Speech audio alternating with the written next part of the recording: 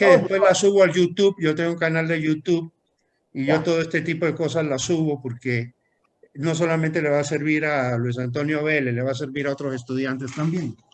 No, todo es histórico. Estoy hablando Sí, seguimos hablando. Si podés volver a Velasco Ibarra, te lo agradecería porque eso quedó en la cinta anterior que lo voy a recortar. Ya. Lo de Velasco, en la época de Velasco no había la refinería de Esmeraldas, esa la construyó en la época de Rodríguez Lara, solamente habían las dos refinerías, la de Gula y la Texaco. La de Gula y la de La de la Anglo, si no Shell. me equivoco. Perdón, sí, Anglo Anglo, no, ecuatoriano. no es Texaco, Anglo. El Texaco viene después. Sí, ya claro. Es en la época del 60, ya, de la Anglo y de la Gulf. Entonces, los combustibles que faltaban los importaban, las mismas petroleras. Entonces, ellos los vendían sin subsidio, en sucres. Eran baratísimos, era barato, no había problema, porque no se jugaba el combustible. No era la época que el precio del petróleo estaba a $2 máximo. Correctísimo, $2. Además, en esa época ya funcionaba la refinería de Talara en el Perú, al norte del Perú, porque el oleoducto de los peruanos, el de Bayobar, es paralelo al protocolo de Río de Janeiro, a los límites orientales, y por ahí va hasta Talara. Entonces, más bien de Talara entraba combustible por Macará, por Zapotillo, por Guaquillas, para el Ecuador. ¿Qué entraba? ¿Qué es lo que consumía?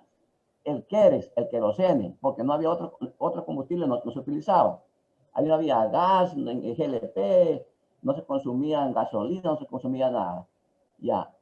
Viendo a Rodríguez Lara, prácticamente no había subsidio porque los precios de producción, los precios de venta estaban a la par con los costos de producción.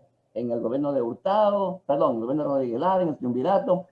En el de Roldós lo subieron políticamente porque hubo el conflicto con Paquilla. Entonces le dijeron a Roldós, presidente, necesitamos dinero para comprar armas. Ya, ¿qué es lo que vamos a hacer? Se le ocurrió creo a Robalino, que era ministro, ya, y le dio un buen consejo. Subamos los combustibles. Pues. Cuidado que buen amigo mío. Nacional, claro, hicieron cadena nacional y subieron los combustibles. Ya, entonces el Kerex, que valía 5 sucres, el Kerex, el querosene que valía 5 sucres, lo pusieron creo a 60. Ya, y duplicaron el precio de los combustibles. La gente para apoyar se quedó con esos precios. Con esos precios pasó Hurtado, vino Félix Cordero. Hola Melanie, ¿cómo estás? Hola mi amor. Bien, bien, bien, bien. Si quieres, yo estoy en una tutoría, pero bien interesante. Si quieres, métete. No es tu tema, pero entra si quieres. ¿Listo? Un besito, chao. Sigue Antonio, perdona. Entonces, hasta ahí más o menos el consumo interno comenzó a aumentar, ya, porque ya comenzó la gente ya dejó de usar leña, ya comenzaron a usar Kerex, comenzaron a usar GLP, gas licuado de petróleo, ya, entonces los consumos se comenzaron a incrementar. La refinería de Esmeralda, que estaba diseñada para 70,000 barriles diarios, al inicio, ya le faltó,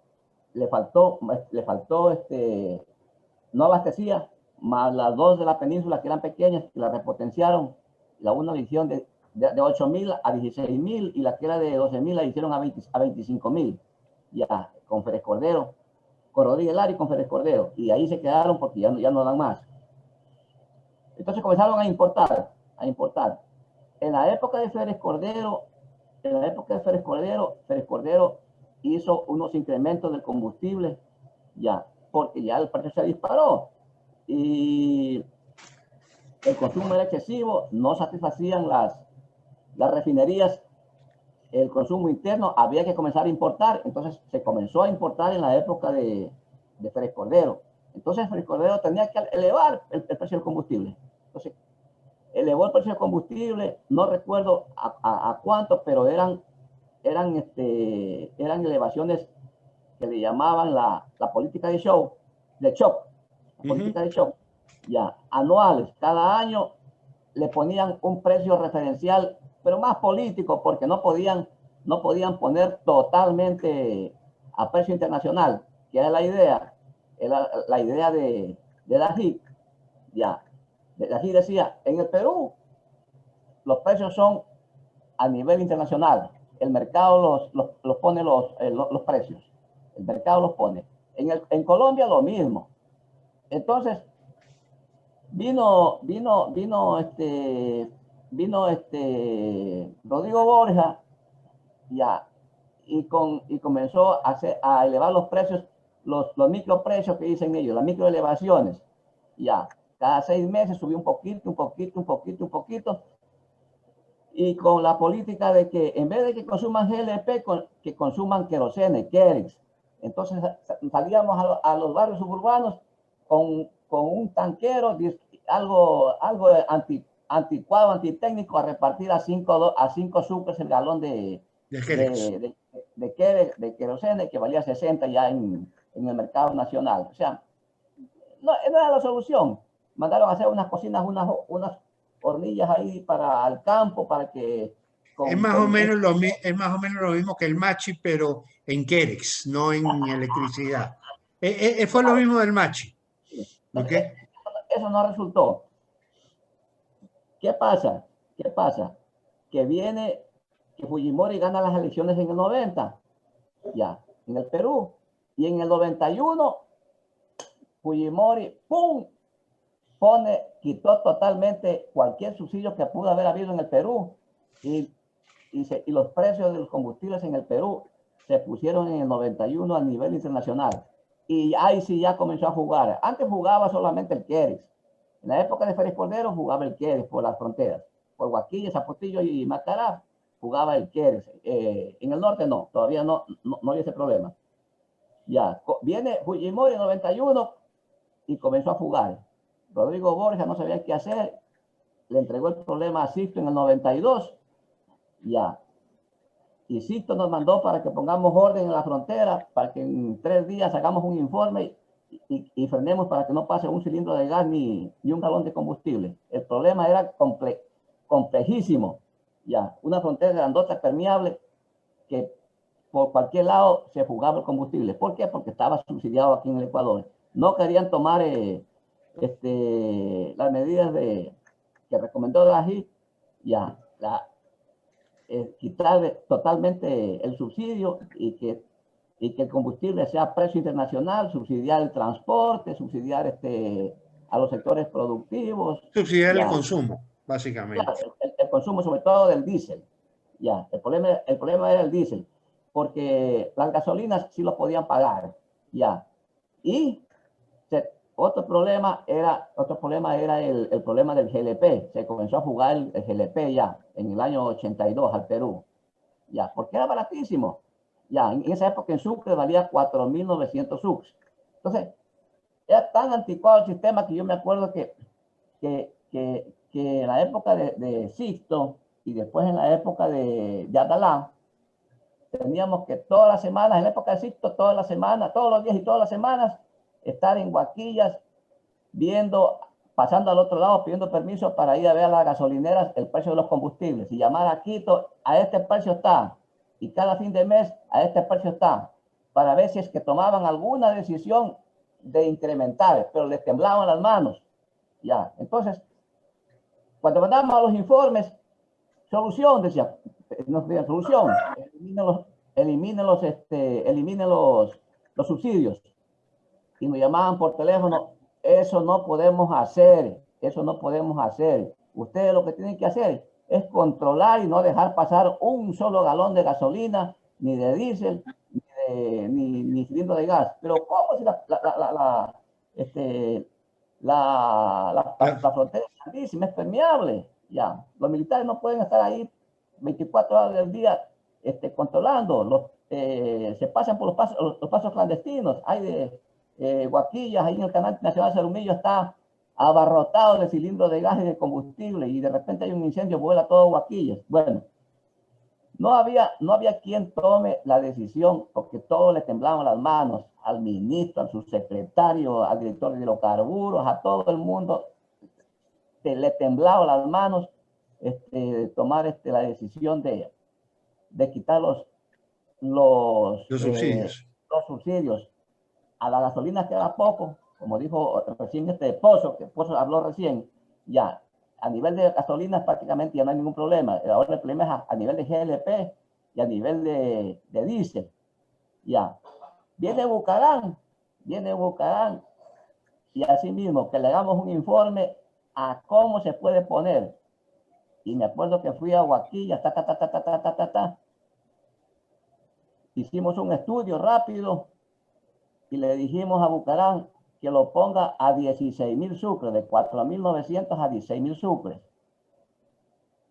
Llamó con la tremenda boca que tenía el licenciado Alfredo Adún, no él, sino el subalterno, el chamaco Rachuan Antón, el que tenía esa gasolinera allá que se murió hace 4 años atrás, y a la costa, en el peaje. Ya, Rachuan Antón, que era su secretario de hidrocarburos, y nos trató mal. Dijo que tan locos, que cómo van a poner a 16.000, que no pueden poner a eso, que ese es el precio real, pues póngalo a ese precio. Después que lo subían a 10.000, ya, no es el precio real. El precio real era 16.000 sucres en esa época. Para no alargar el cuento, en un día cambiaron 3 precios de los combustibles por recomendación de nosotros, de hidrocarburos del oro, en el gobierno de Adalá, y al otro día se cayó el gobierno de Adalá por subir el gas de 4.000 a 900 a 16.000 sucres. Cuando Adalá ya retrocedió, que solamente ya va a poner a tarde. 10.000, ya tarde. Después dijo ya Adalá, no hay problema, dijo, lo vamos a seguir vendiendo a 4.900. Ahí se cayó con más ganas. Ahí se cayó con más ganas, porque si podías aguantarlo, ¿por qué no lo hiciste? Ya. Y los que vinieron, ninguno no se metió en el tema de... Desde entonces, el gas es intocable. Sí, entonces ya a nadie le interesa. Ya, no le interesó a Alarcón, no le interesó a Yamil, no le interesó al doctor Novoa, al doctor Devino Palacio tampoco le interesó, porque era un tema tabú, se caían, se quemaban las manos, ya, los pachacutes los tumbaban, ya, o sea, todo está por el asunto de subsidios de combustibles es un asunto tabú aquí en el Ecuador, o sea, en Colombia, en Chile, en Perú no pasa nada, pero aquí le suben 1 centavo o 10 centavos o 1 sucre en esa época al precio de los combustibles y tiembla el gobierno, se cae el gobierno. Ya. Vino Correa, peor, no le importó nada a Correa. Ahora se le recomendó. Sí. Y se le recomendó que lo hiciera desde el principio. Incluso Correa lo hizo más complejo. Ya, o sea, con Correa se complicó las cosas. ¿Por qué? Porque Correa tenía que desde el comienzo haber construido las refinerías para dejar de importar combustibles y para poder dejar para frenar pero lo dejó para el final de dólares que se van al exterior y que no se pueden recuperar porque se lo venden subsidiados, se quedan afuera, ya se lo compra a $4 para venderlo a $1.5, se pierden $2.5, $3, ya. Ahora en este gobierno algo mismo ha podido hacer Pozo, algo mismo ha podido hacer el ministro de Finanzas, algo mismo ha hecho el ministro de Energía, ya. Entonces, recién habló Pozo, dice que a nivel de gasolinas están prácticamente a precio internacional. El asunto es el diésel y el GLP, y no sé cómo irán a manejar, ya, cómo irán a manejar. Si seguirán subsidiando a la transportación urbana, transportación pesada, a ciertos sectores pequeños de la producción, porque las industrias ya están pagando a precio internacional, a como está en el mercado internacional, $3.50, $4 de factura Petroecuador, el diésel industrial, ya. El GLP, que es un tema tabú, que hasta el día de hoy no se lo puede corregir, ya, que no se sabe a qué mismo precio está, porque antes estaba aún en el mercado internacional estaba a $1 el kilo de GLP, o sea, $16, 15 dólares el cilindro de GLP y vale 1.60 oficialmente. Ya puesta en casa lo venden por el transporte con $1 más. No sé cómo irán a hacer, cómo irá a hacer el Lazo, porque ya le va a entregar el poder. Lazo no sé cómo va a hacer el asunto del GLP y del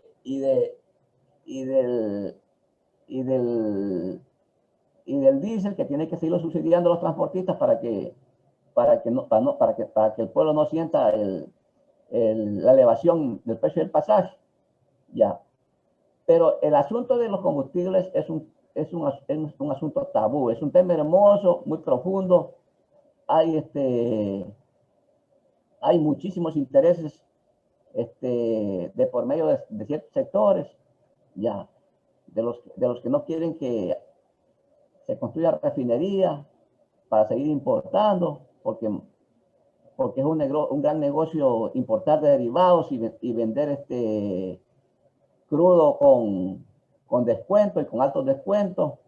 Ya, las comercializadoras de combustible protestan porque dicen que no les han elevado el margen de utilidad. Las gasolineras igual. El pueblo que dice que no puede pagar $16 por un cilindro de gas porque es muy caro, que solamente puede pagar 1.60 y en la casa a $3. Entonces, los entendidos en la materia, los que algo han investigado, dicen que en los 40 años de democracia, 42 o 43 años de democracia, ya, más o menos se han despilfarrado alrededor, los más conservadores dicen $60.000 millones en asuntos de combustibles, otros llegan hasta $80.000 millones, o sea, tuvieron plata para hacer 3 o 4 refinerías.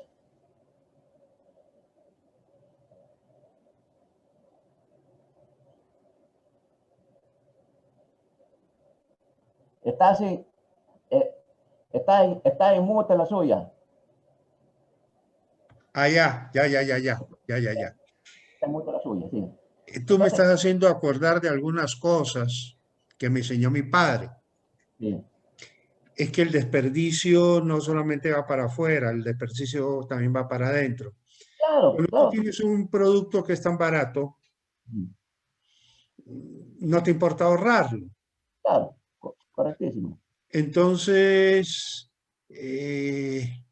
yo me acuerdo con mi papá, muchas veces, no peleas ni discusiones ni nada por el estilo, pero sí eran cosas que a mi papá le disgustaba.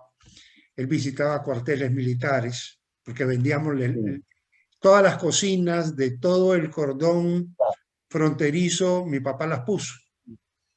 ya, Y entonces él le enseñaba a usar las cocinas. Le decía, la llama no puede salir ya, de la olla, porque entonces es energía que se pierde. correcto, Pero el correctísimo. cocinero le gustaba ver la llama porque hasta el año 74 se Sí, cocinaba con leña. claro, sí, Entonces, en la leña, eso salía la llama, ¿no? correcto, pa. Se les decía, mi papá iba, les hacía mantenimiento, dentro del mantenimiento limpiaba los quemadores, calibraba los quemadores y le decía, mire, la llama tiene que ser azul, porque es una llama caliente, significa que hay combustión.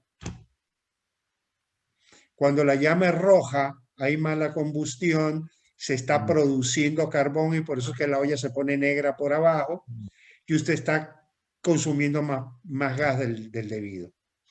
No, la llama tenía que ser roja y si la veían azul, cerraban la entrada porque tenía que ser como la llama leña. de la leña. Y sigue siendo así, ¿ah? Y siguen pensando igualito.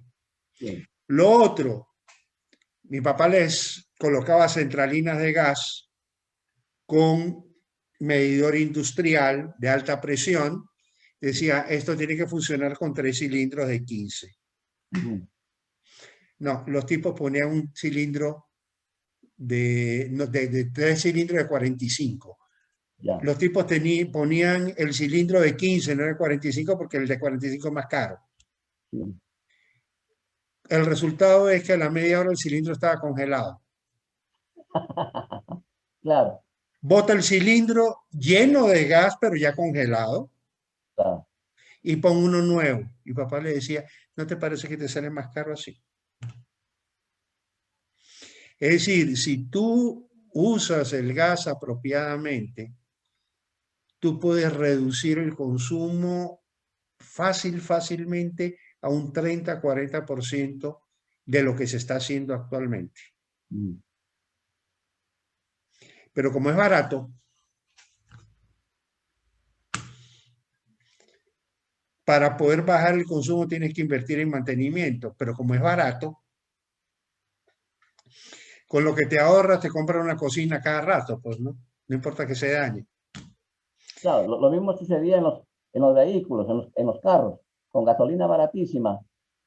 No les importaba ir tener tres, cuatro carros y en cada carro salir una persona, ya no dos, ni tres, ni cuatro, como el combustible, Es la barato. gasolina es barata, la desperdicio, porque es un desperdicio. Ir, ir, ir, ir, ir una sola persona en un carro, y algunos hogares tienen tres hasta cuatro carros.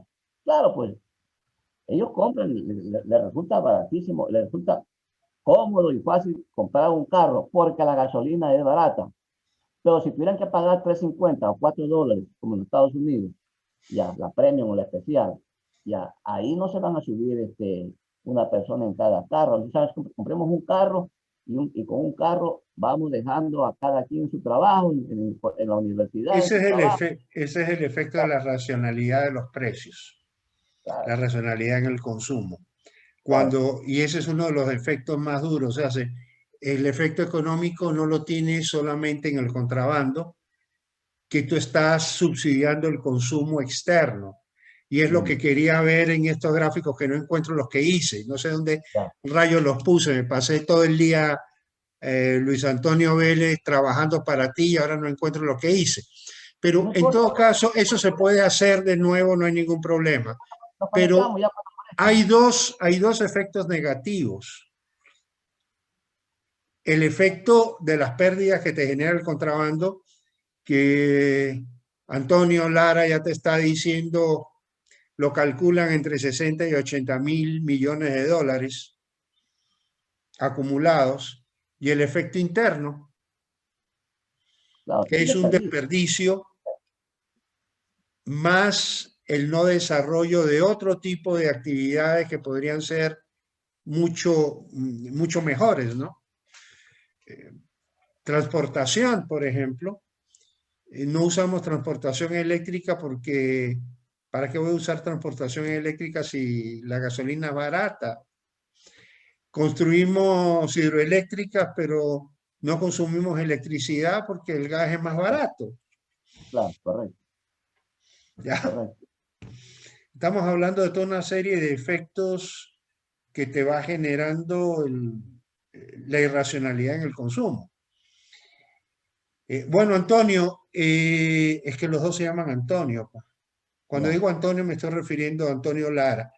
Eh, ¿Cómo te parece el tema? Yo te voy a mandar la información. ya. Créeme que me siento orgulloso, sacando pecho de que a mi maestro le puedo estar enseñando una fuente de información que no la tiene. ¿Ya? Y no te lo digo de manera irónica, te lo digo de verdad porque te respeto mucho y, y porque te respeto te he invitado. Me gustaría, él tiene tu tesis, yo le dije que buscara tu tesis, que la leyera. Me gustaría si te interesa el tema, que tú también metas la mano con Antonio Vélez, Ya no hay problema, se puede conectar conmigo. ¿ya? Sí, Y, y que puedas ir avanzando en el tema. Él tiene mucho que enseñarte, sí, mucho que enseñarnos. sí. Lo digo francamente, sabe mucho sobre el tema. Y entonces, bueno, ahí ya tienes un pilar importante para tu tesis. ¿Ok? Sí. A ver si nos conectamos de nuevo mañana contigo, Antonio. Yo No apenas hay problema, cierre, no hay me problema. pongo me pongo a reconstruir eh, la información que estuve procesando, porque justamente, y por eso te quería ver, Antonio Lara, para que me dieras tu opinión. Sí, Chile, por ejemplo, ha aumentado muchísimo el consumo de gas, ya, muchísimo el consumo de gas en los últimos años, buscar una explicación a eso.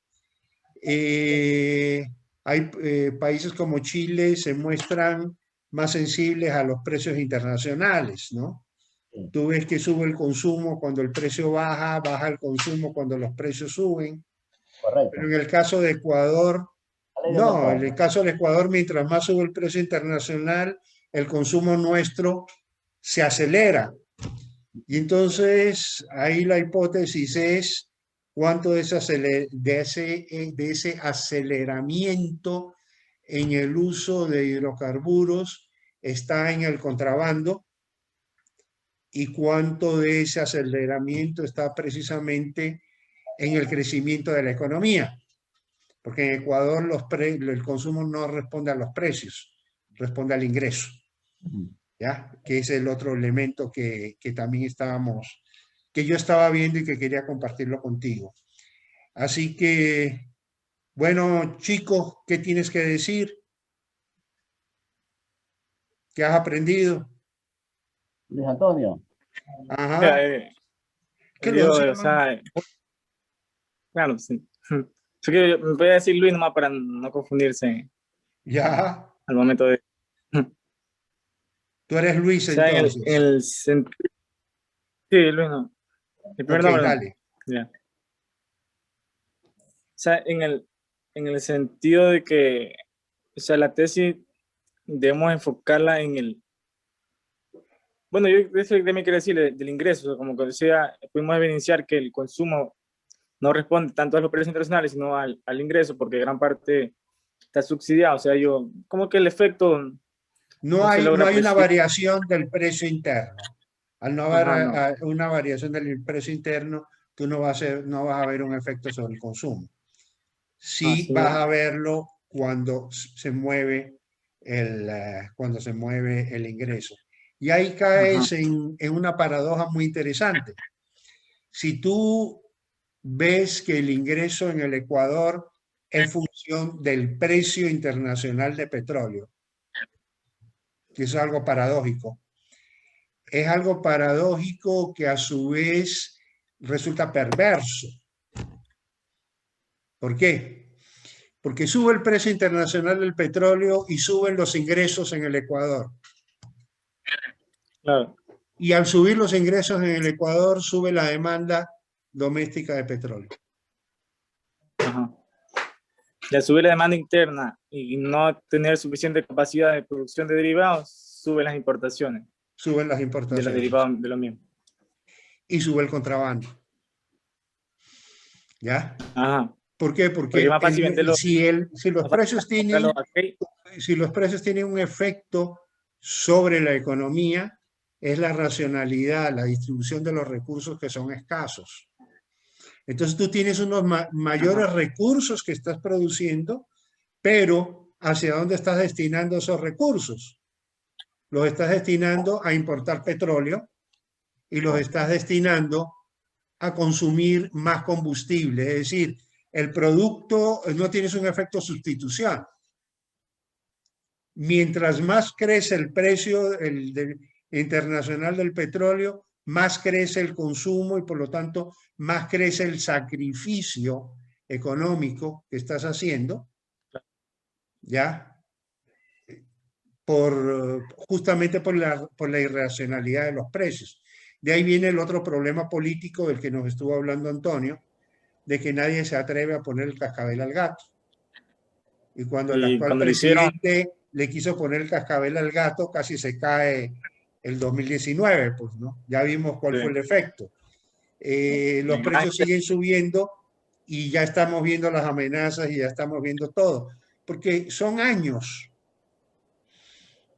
Tú naciste dentro del subsidio, tú no sabes qué significa una economía de mercado en combustibles. Tú no entiendes lo que es eso. claro.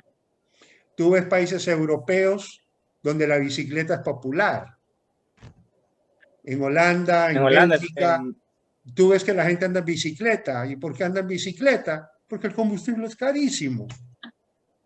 claro, pues ya se carga creo que una vez al menos más. ¿Ya? Nosotros no nos atrevemos a andar en bicicleta porque hay tantos carros que corren peligro, pero además, ¿yo para qué voy a pedalear si el carro es más cómodo? No, pero también es bueno la analogía que dijo Antonio en el sentido de que como antes la gasolina era sumamente barata, no importaba si se andaba una persona en un vehículo teniendo 5 vehículos en un hogar. Y ahora como que ya el precio se ajusta a lo real, las personas ahora tienen que sujetarse a que, bueno, irse los 4 en un solo vehículo para Tienes que ahorrar. reacomodar tu esquema de consumo. Claro. Ya Tienes que tienes que racionalizar. reacomodar tu sistema. Tienes que entrar a sustituir. ¿Ya? El mecanismo de sustitución de bienes que no necesariamente son superiores por inferiores o inferiores por superiores. Simplemente es un mecanismo de sustitución. Ese mecanismo es una forma natural de la economía de ajustarse. Por ejemplo, nos acostumbramos tanto a comer pan que creemos que el pan forma parte obligatoria de la dieta. Antonio tiene un poco menos de edad que yo, pero ¿tus padres comían pan, Antonio? Mi mamá tenía panadería y como tenía panadería, yo me hice Panícola. panícola. Bueno, ahí solamente con el olor me empachaba, pero cuando ya dejó de tener panadería, me comía que unos 10 panes diarios. Ya. Es que la pregunta te la hago porque el pan es algo que viene de los años 70, por ahí alrededor de. Antes no. El desayuno en el Oro, por ejemplo, es tigrillo con bolón de verde. ¿A quién se le ocurre poner un pan en el desayuno? Para eso está el bolón. Pero ¿qué pasó? Que el pan entró a sustituir el bolón. El pan entró a sustituir el verde. El pan entró a sustituir la yuca. Y entonces el pan de yuca, que para los abuelitos nuestros era un producto de primera necesidad, hoy es un producto de lujo que te lo venden en un centro comercial a 35 centavos el pan. Y tú pagas 35 centavos por un pan de yuca. Y con yogur. Con yogur, ¿no? Y cuando eso era el alimento de nuestros abuelos. Y era baratísimo porque yuca es lo que nos sobra. Pero entonces sustituimos por un producto importado el producto nacional. Y las vueltas que da la vida, el producto nacional es un producto de lujo, pan de yuca, 35 centavos. Y ahora que dicen que el pan de trigo, que es importado, va a subir 5 centavos, ya el gobierno se está cayendo. Entonces, el pan de yuca nacional vale más que el otro. ¿Y por qué vale más si la materia prima es más barata? Es problema de gustos y preferencias. La gente está dispuesta a pagar más. A nadie se le ocurre desayunar con un pan de yuca. Los colombianos, la arepa. Cuando yo vivía en Colombia, el pan, o sea, habían 2, 3 panaderías en Medellín, que fue donde yo crecí. Y mi papá iba, me acuerdo que era una panadería francesa, y comprar pan era algo de lujo. La gente comía arepa. De maíz. Y sigue comiendo arepa. Pero aquí no, aquí desplazamos las harinas propias por una harina importada. Habiendo Entonces, alto ahora, plátano, guineo y habiendo altísimo plátano y guineo, y yuca, yuca. que son todos productos de los cuales tú puedes sacar no sustitutos del pan, sino volver a los orígenes que no fueron tan malos, porque si hubieran sido tan malos un pan de yuca, no te irías a un centro comercial a comprarlo, ¿no? O sea, y tú lo ves que te lo venden como algo snob, algo el manjar de los dioses. Y con eso se alimentaban los abuelos, pues. Entonces, ese es el efecto, eso es uno de los efectos del subsidio. ¿Ya? Uno de los efectos del subsidio es ese, que cambia los esquemas de consumo y los hace tan rígidos que llegamos a esos absurdos.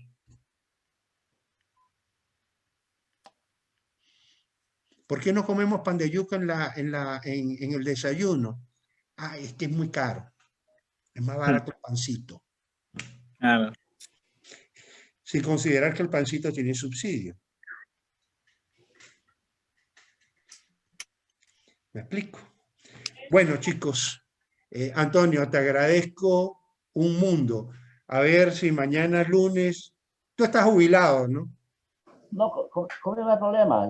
Usted me dice 1 o 2 horas antes y nos conectamos.